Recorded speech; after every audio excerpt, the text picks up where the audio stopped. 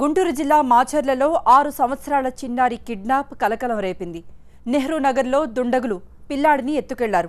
Parents ఫిర్యాదుతో పోలీసులు దర్యాప్తు చేపట్టారు. గుంటూరు రైల్వే స్టేషన్ ఏరియాలో కిడ్నాపర్ కదలికలను సీసీ ఫుటేజ్ ద్వారా గుర్తించారు. కిడ్నాపర్ ఫోటోలు విడుదల చేశారు. అతన్ని పట్టుకునేందుకు స్పెషల్ టీమ్స్ను రంగంలోకి దింపారు.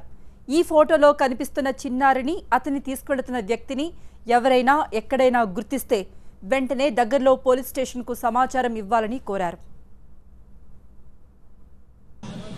మా అబ్బాయి సరికి సాయి సాత్విక్ సోమవారము సాయంత్రం 4:30 ఆ టైంలో ఆడుకోవడానికి ఇంటి కింద దిగేసి ఎప్పటిలాగానే మా అమ్మాయి తర్వాత చుట్టుపక్కల పిల్లలతో ఆడుకుంటుండగా పక్కనే ఉన్న ఎలిమెంటరీ స్కూల్లో పూలు కోసుకోవడానికి వెళ్ళేసి అక్కడ నుంచి ఎవరో గుర్తు తెలియని వ్యక్తి దగ్గర వచ్చేసి మా వాడిని ఆ గోడ దూకించి తీసుకెళ్ళటం జరిగింది.